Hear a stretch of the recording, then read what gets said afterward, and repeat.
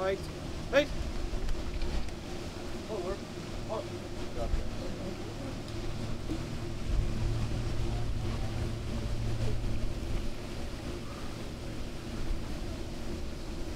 For those of you with seats, you may be seated. And thank you, gentlemen, for the color guard, and to the Monte Vista players, thank you so much for being here. Let's give them a big hand. Thank you.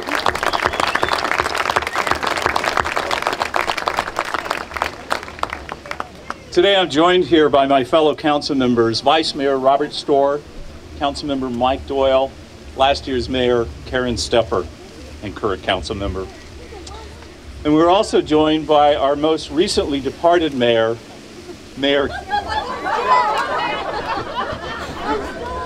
but she's still alive.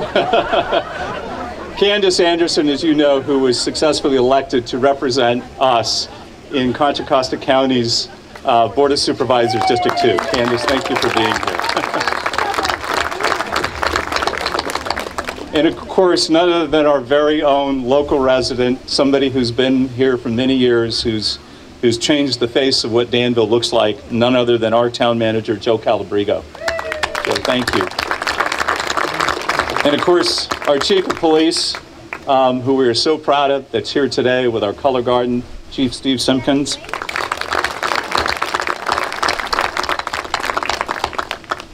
And of course, our Congressmember, Jerry McNerney, who will also be doing a presentation today. Thank you, Jerry, for being here.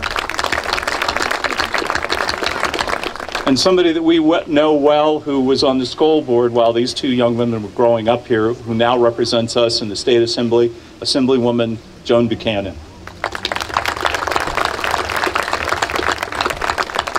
And of course, some of the folks sitting in the front down here are the Steffens family, both Peggy and Carlos.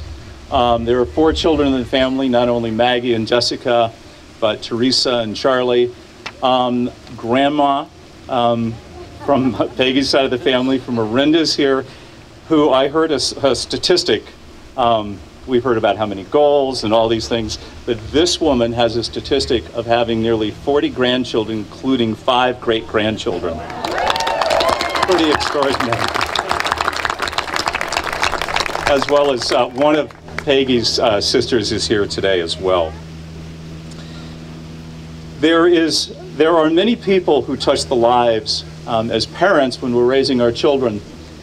And we think as parents we do all the work, but there are people along the way who make touches. And both of these young women grew up in this community and went to a variety of schools, from St. Isidore's, CPC, to both graduating from Monte Vista High School. There are coaches, people like Maureen O'Toole, Purcell, who's also often called Mo, who was a coach, Olympic silver medalist herself in women's water polo at the Sydney Games in 2000, a coach at Cal. She sends her warm regards. She would be here today, but she took one of her children who is starting at USC today, and that was their event. But they wish you absolutely all the best and send her personal congratulations. So today, this is really not about us. This is an opportunity to hear from 2 young women who have had an extraordinary path to get here today. And we're going to start with Jessica. And now somebody, as we're walking up, Grandma mentioned, well, why didn't you do this? Jessica won a silver medal in Beijing, right? Well, we all knew that. But we have very high standards in Danville. Our standard is gold medal and above. So we are really pleased. These are 2 women who are absolutely stunningly beautiful. Jessica's 6 foot tall. I'm humbled, and I'm wearing heels. She's wearing flats, and she's still taller than me.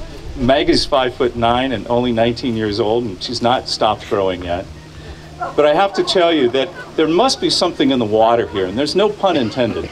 These water polo players, they don't need to check for anything except for webs between their toes. That it seems to be all of our children in Danville seem to be getting taller, stronger, and smarter. And it's only for us parents to be able to sit back and say, you're successful, we're proud of you, and you're a lot smarter than me. Well, these 2 girls absolutely represent the best of the best. And they went through an extraordinary process to get there. Being an Olympic athlete isn't normal. It's not a normal life. It's not normal for the parents. But you also have to know the background of their family is, in fact, they're all water polo players. Carlos, their father, was from Puerto Rico, who came to Cal on a scholarship, played water polo. Teresa played water polo. Charlie played water polo. Just about everybody in the family has played water polo. So there is something in the water, but it's in the genes. And if you notice the Steffen families, when they all stand up, they're all a little taller than most of us. So as you know, in water polo, the pool has to be deep enough so you can't touch the bottom. So I don't know, maybe that height helps them bounce off there. But it's extraordinary, the success that they've had. And so today we were really pleased to be able to talk to both of them. And then afterwards, we actually have gotten questions from those of you in the audience and those who emailed us. And we shared a little bit of those questions so they wouldn't be too nervous. But we're going to ask them a couple of questions about what their experiences were like. So it is my pleasure now to introduce Jessica, who's going to tell us a little bit about her Olympic journey. Jessica, welcome.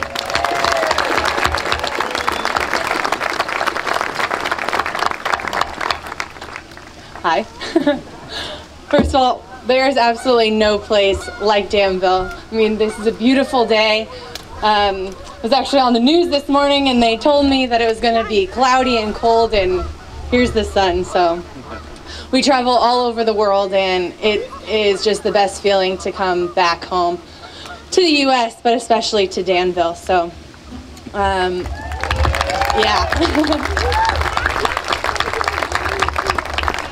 And that's not just because it's a beautiful place and the community is amazing and our family is here, but this is where we grew up, and this is where we established our foundation for life and for these guys. So, you know, from Mustang soccer to Del Amigo swim team to, you know, all those other sports we try. Youth sports in the area are just so important, and obviously did wonders for Maggie and I and our whole family. And I feel like the community in the youth sport is just fantastic here. So before I start talking about the Olympics, which I'm sure is what you guys all want to hear about, I have to say thank you for everyone involved in youth sports in Danville and in the East Bay. You know, the coaches, organizers, parents, team moms, our friends and family who carpooled us around everywhere because we had 4 kids all over the place. You know, it is so important, I think, for the development of kids, and I would be nowhere without sport. Didn't matter what sport, they all, from swimming to soccer, it all helped guide me eventually towards water polo. So thank you to everyone involved in that.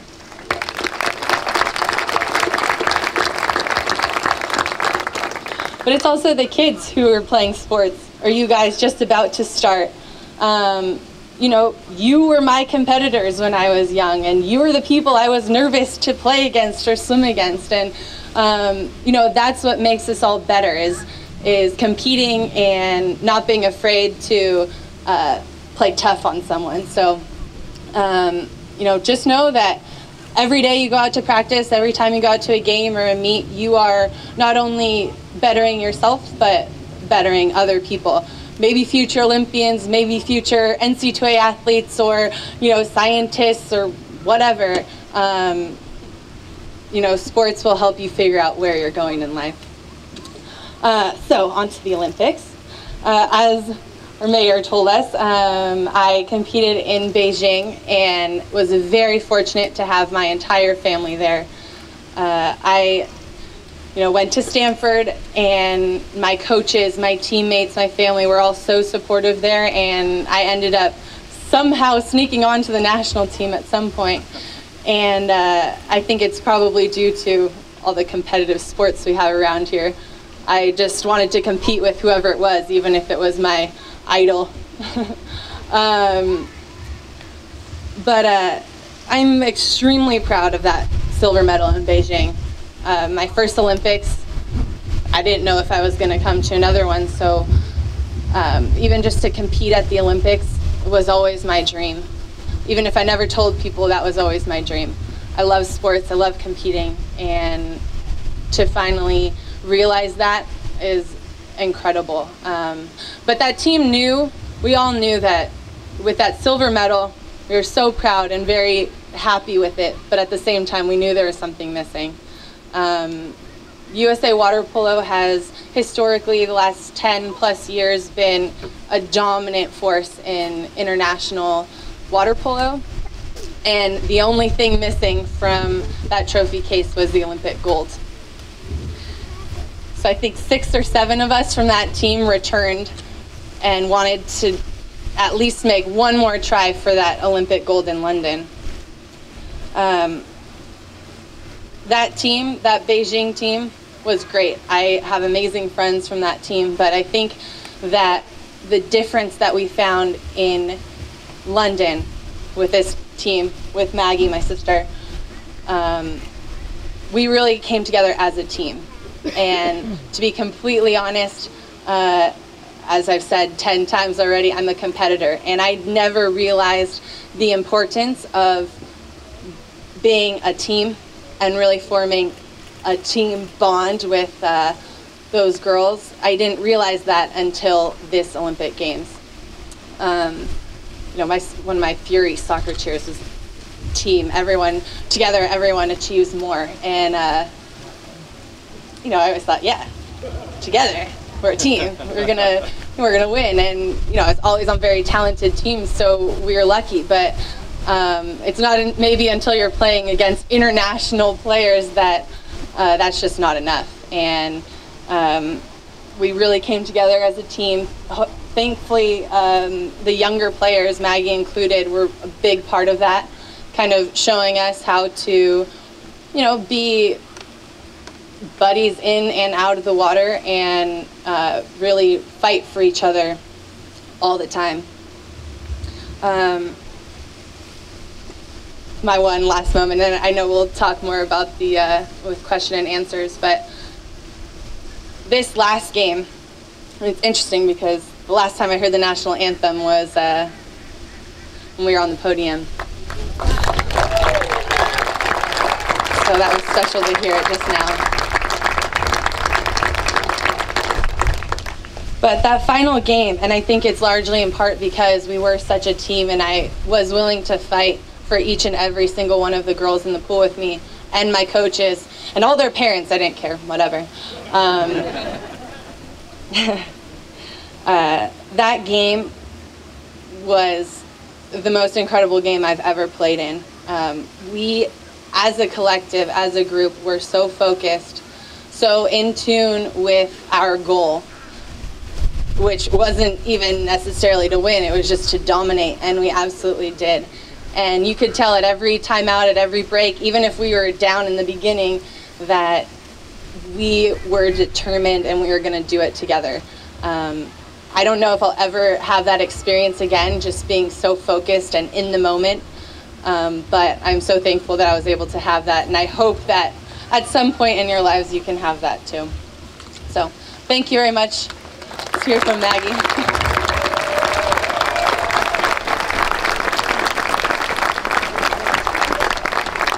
You know what Jessica didn't tell you was something that it was about 24 months ago that she had to make a decision to what might have ended her career. And she decided she needed to have shoulder surgery. She'd been playing about 3 years with an injury and said, I'm gonna get it fixed. Regardless if she played or not, she needed to actually have it attended to. And then here she was 18 months later competing. Because remember, you don't get on the Olympic team, you earn your way on there. And she had to re-earn her way to get on there. So it was a pretty extraordinary effort. And obviously her drive and passion, as she said, getting the silver medal, it was the gold medal the women were missing. And you could see that on television when we got to watch, to see when they were behind and you were cringing and trying to send those signals all the way across the ocean, please, even though it was tape delayed, that you're going to win. And it was pretty extraordinary. But then comes along this very young player, in fact, the youngest player that was on the team this year, Maggie.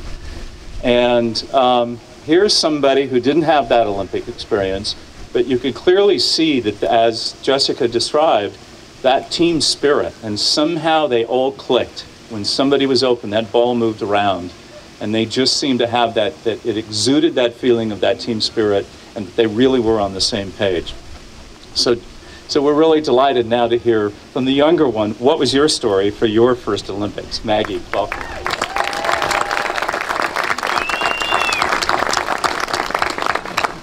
Hi, like always, it's nice to follow my older sister. Let her go first. And like Jess was saying, that was the first time we had heard the national anthem since August 9th when our gold medal game, and gives you the chills, you know. Some people, you hear it and look away or whatever, but you can see it in our eyes whenever we hear it now. It just brings back so much memories and so much passion and so much hard work, and I just can't help but smile when I see the flag or hear the anthem. So I'm glad we got to do that here with everybody. But yeah, I think so many people have been asking me, what's it feel like to be a gold medalist, or how does it feel to be home yet? And honestly, it hasn't really hit me. I feel like we're still going, we're still on this high, we're still on cloud 9, and you've been working for something for 3 years as a team, and since I was 5 on the soccer team, dreaming of Mia Hamm going up there and being an Olympic soccer player. Obviously didn't work out. Water was more of my thing. But, you know, you've been dreaming for something your whole life, and I have pictures of me from preschool wearing a gold medal at CPC and doing the Olympics, and it's funny now to be able to put those pictures together, and it really happened, you know, and to just say those words, it really happened. It's amazing. So, like Jess was saying, it's great to know how much we have done and how much this community has done for us, and to bring home a silver medal and now 2 gold medals to share with the community. I look around and I see friends and teachers and coaches and water polo players and everybody who has touched us in some way or helped us get to where we want to be. So once again, thank you to everybody and to all the sports and coaches and teachers, everybody. So that's awesome.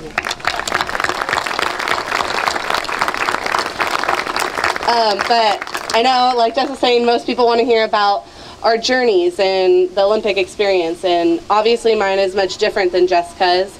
I went and watched Jess in 2008, and I was in the bleachers cheering every game, pretty much fainting because I was jumping up every time we scored or going crazy. And I remember in the last game, my dad is going to love this, we were there watching Jess, and we felt so much a part of the team, and unfortunately, but fortunately, they got the silver, and my dad and I looked at each other, and we just kind of nodded, you know, that father-daughter connection, and he was like, it's your turn now, and I was like, yeah, it's my turn, you know. And so it's kind of crazy that it actually did happen, and here we are standing with the gold medal 4 years later, and I was the one in the stands watching, so pretty ridiculous. But yeah, and for all the kids out there who have the dream, or even high schoolers right now who are dreaming of it, I found a t-shirt the other day, I think from 2006. I had all the water polo, the USA team, sign my t-shirt, and I'm drooling over it. I'm putting it on my wall, and I just found that the other day, and 6 of them or 7 of them are some of my best friends and some of my teammates now. So it's crazy to know that maybe somebody you looked up to or somebody you idoled, you can be that person, and you can play with them even, or maybe you surpass them in some way. And it's pretty crazy to look back at where I was and to where I am now, and it's so surreal. I graduated, I did get my diploma, for those who are wondering. I know the commentator said I didn't get my diploma, but I have it. I did graduate. Actually, a funny story about that. So we were in Kurishi, Russia in June of 2011. I'm sure nobody knows where that is. I don't really know where it is now. And my birthday was a week before graduation, and this just shows how much the connection and the love I have from my friends and family really means to me and pushes me. I got a video from my whole senior class and junior class wishing me happy birthday. It was a flip cam, and everybody had sent, like, wished me happy birthday and good luck in my tournament, and we ended up winning that tournament. And it's so amazing to have people like that in your life who I'm a million miles away, haven't seen them in 8 months, and they're willing to make a video for me and sing happy birthday or whatnot. And then I'm with my 12 other best friends, my teammates, and a week later, my coach had written up a diploma for me. And my dad was actually in China, and he had gotten one of those robes that you wear like on the planes.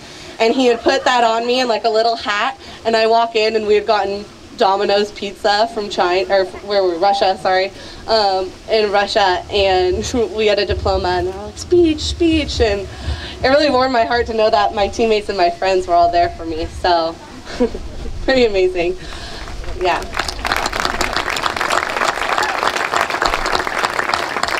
So the difference, I guess, between mine and Jessica's journey, I was still in high school. I started full-time training in January of 2011, and I still had 6 months of school left, and my teachers and coaches and friends who are out there knew how difficult it was for me. I went to school for 2 weeks and then would go down to Southern California for 2 weeks and go to school for 1 week and go to Southern California for a week, and I didn't get to see my friends very often, or I missed my summer trip, and at the time I was sad and missed everybody and thought that I was the one that was getting the low end of the stick, but really looking back on it now, it's all worth it. And I think, you know, when you have to go to practice or you have to do that extra thing and it stinks at that moment, and you look back and realize how much that really benefited me and you guys, I'm sure, when you have to go to all your practices. So yeah, I moved in with my sister into Seal Beach, and I was living like a 27-year-old, paying rent, had bills. What is this? You know, I didn't really know what to do. I'm like, Jess, so let's cook pasta, chicken, I don't know. You know, so it's really been an experience playing with girls who are a lot older than me and living like a real adult. And I'm not there yet, I'm still a teenager, so I got 1 more year. Living like a real adult, and those months, I can't even, at those moments you feel like it's going by so slow, but now that I look back, I wish I was back there. I wish I was back in those moments where you have to do that extra swim set and you're bright red in the face and you can't breathe anymore, and you have to lift a jug over your head and carry it across the pool, and you're pretty much dying. But to have the teammates that I had with me, like Jess was saying, is incredible. To have sisters. We had the worst ever turnout in 2011 at World Championships. We got 6th place, and that was a pretty low moment for us, and we turned it around. We got together, we came together as a team, and we showed that we really need to love each other and work for each other, and it showed in the gold medal game and the whole tournament.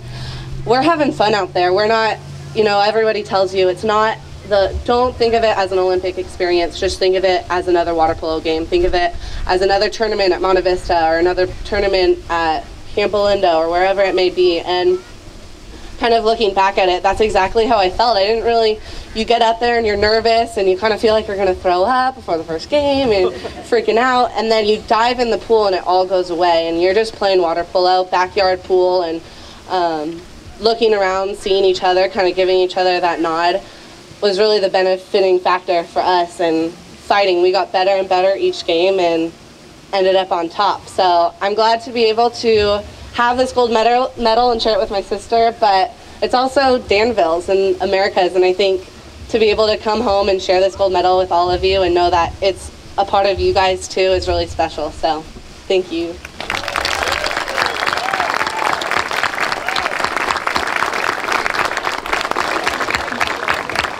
Thank you, Maggie.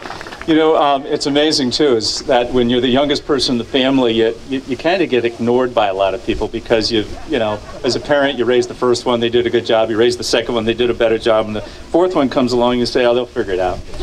So maybe that's why Maggie had to try a little harder. Of course, she set, you know, her sister already had an Olympic medal, so she had to set an Olympic record by scoring more goals than anybody in history in one game. So.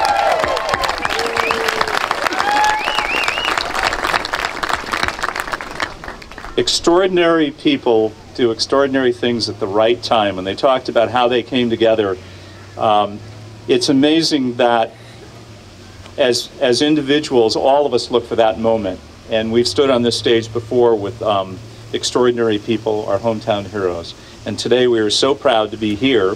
But we've asked our residents, your fellow friends and families, to send us questions. So if you both want to stand up, we were out looking for, we were supposed to have another microphone here, a handheld mic. Here it comes. Yeah, we can share. We were trying to, our chief was trying to text this here. Oh. Yeah. Here we go.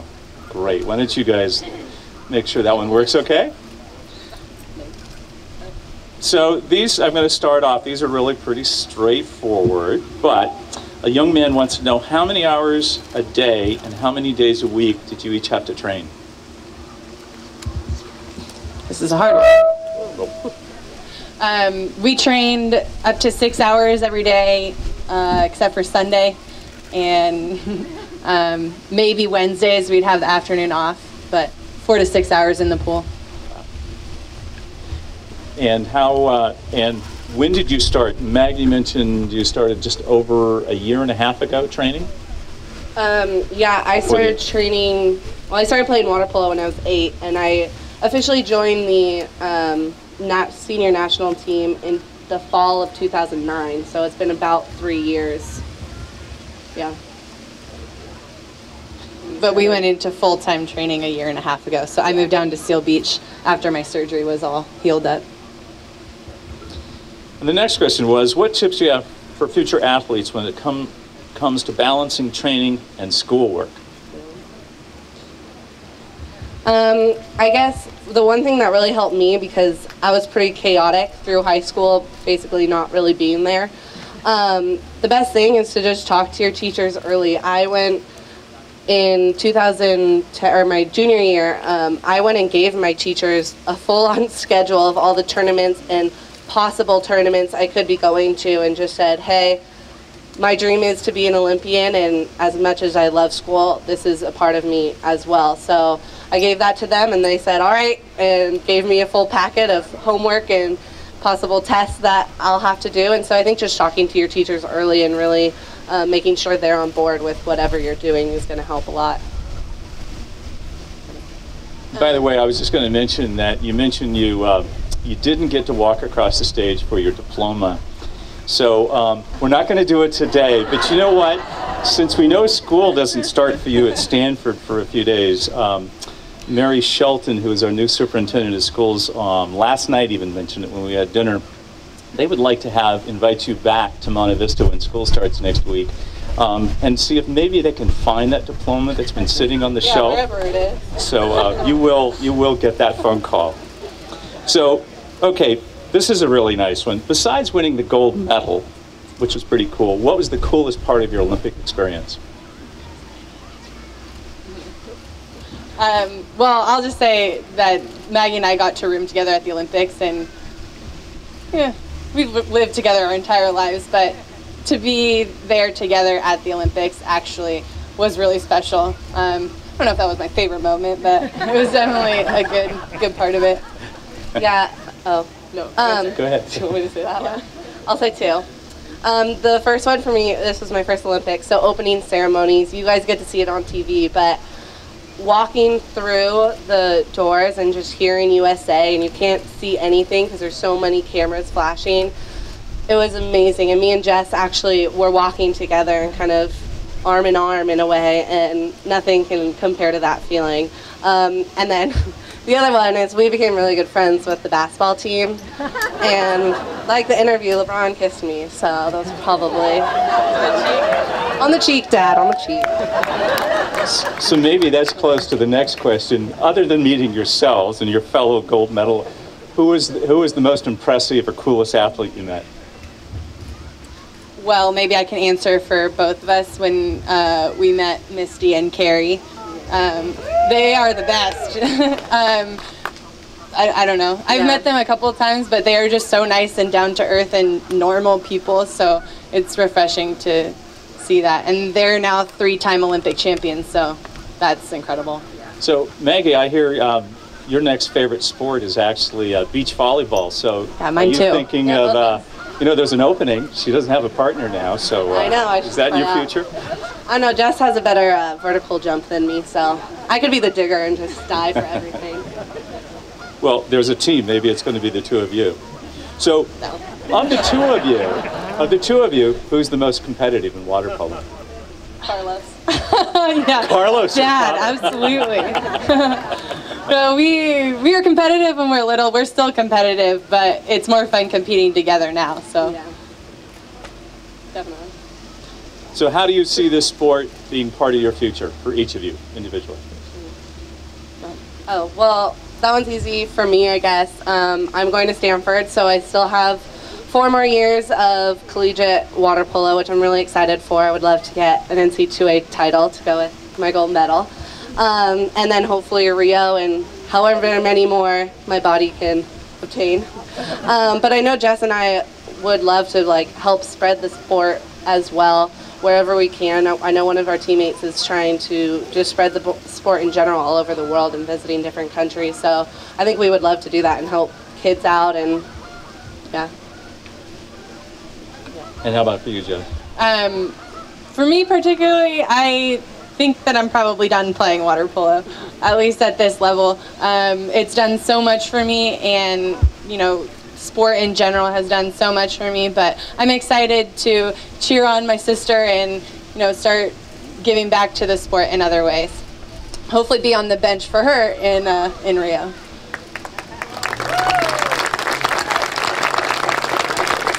So last 2 questions. The first one is, so a young lady asked, so what was your diet consist of for your training? The truth. Ice cream. Yeah, ice cream and candy. No, well, we didn't have any particular diet, but we did have a nutritionist with us. Our doctor was always on top of us. Eat your veggies, eat your fruit. We get drug tested all the time, so we can't be taking a lot of vitamins or anything like that. So really, we get all of our nutrients from food. So it's veggies. We eat pretty healthy, although we're not that great of chefs, so that's kind of a problem. We're okay. We're learning. But I don't know, we always could tell you we woke up, ate breakfast, yogurt and granola and fruit maybe. Yeah. We generally ate pretty healthy, and to what, so if we had a bigger practice, that means bigger meals, or littler practice, littler meal. But I can definitely say that there was a Cold Stone about 5-minute walk from our house, so we took some trips there for sure. So our last question before you leave. Both of you have really similar interests. What do you think is the biggest difference between the two of you?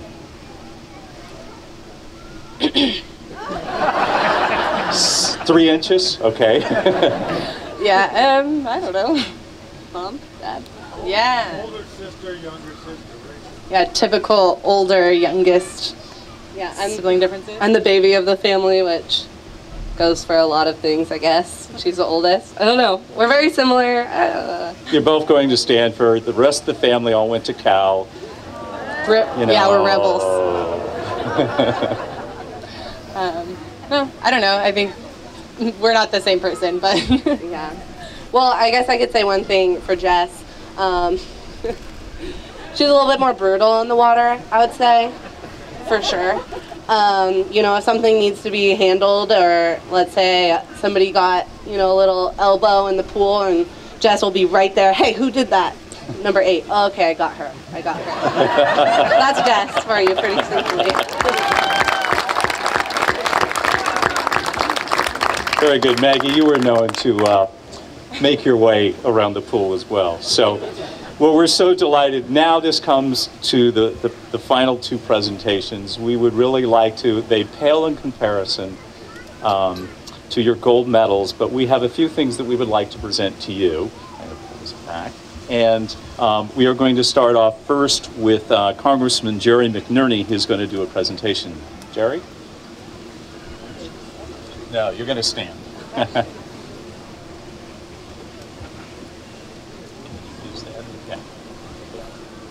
Good afternoon. Danville's really a lucky town. And I'll tell you, you've got a great city council, and they actually work together for the good of Danville. And that doesn't happen in every city, let me tell you.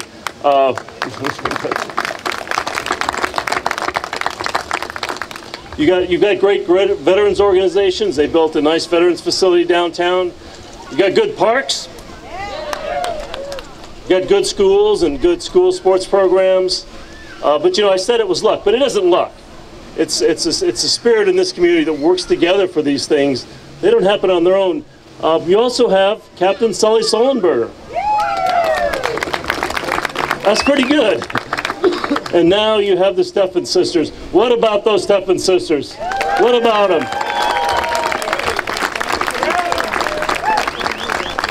And you know, that wasn't luck either. There was, they just sort of touched on it a little bit, but there was a lot of very, very hard work.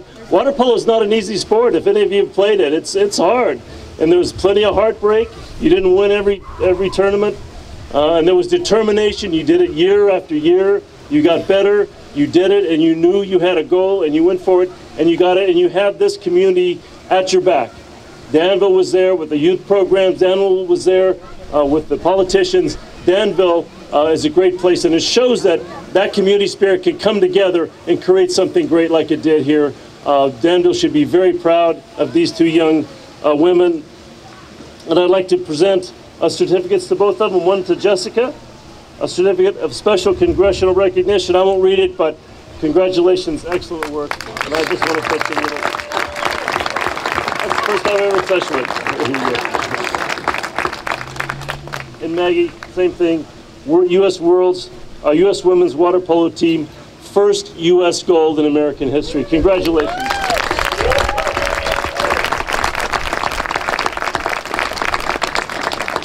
So Jessica and Maggie, we also have from Assemblywoman Joan Buchanan, we have a certificate which we'll get for you. We also have from Supervisor Candace Anderson. And now I'm going to ask my fellow council members to stand up, and we're going to crowd over here. We have two things, and you know, the last time we all stood on this stage to do a presentation like this, it was for Captain Sullenberger, somebody who was also one of our hometown heroes, and we gave him something that was the third key to the city. So you have gold medals, you have a silver, you do not have a key to the town of Danville. So we are proud to present you. I'm going to ask Karen to hold one of these and Mike to hold one of these. We're not going to read these proclamations, but I have to tell you, the words on these are all of their achievements, and you know what? We had to cut out about 2/3 of it. You couldn't put it on one page. It's extraordinary. Bright women going to an incredible college career, came through the schools here in Danville, and we're so proud to be a small part of your upbringing. And so to Maggie, we have, and this is the, well, maybe we'll do it in this order. We're going to do age. The fourth key to the town of Danville is presented to Jessica Steffens by the mayor and the town council for her gold medal performance at the 2012 Summer Olympic Games in London.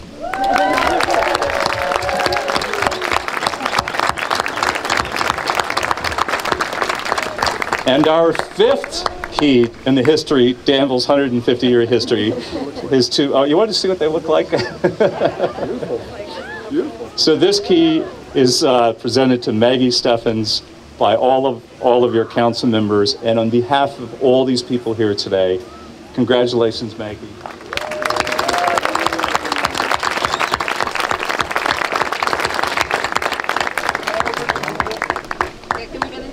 Yeah. Well, you know, the town did help sponsor and pay for that pool, by the way, that you swam in, so we do have rights to the pool in the summer. So, yeah, I think we have a key to it. Maintenance, where are you? Well, before we close today, I do want to thank a few folks, not only for the Steffen family for letting us kind of work to get the girls back here in Danville. I know their busy schedules, they've had a lot of demands. We want to thank you. We want to thank Nat and Jill, our town staff, for helping organize this today and working with the Steffens, our police department, in helping get them to the event safely, also watching out at their home. So on behalf of the entire Danville Town Council, we wish to thank you today for joining us to honor and celebrate this great achievement by two outstanding women, Jessica and Maggie Steffens.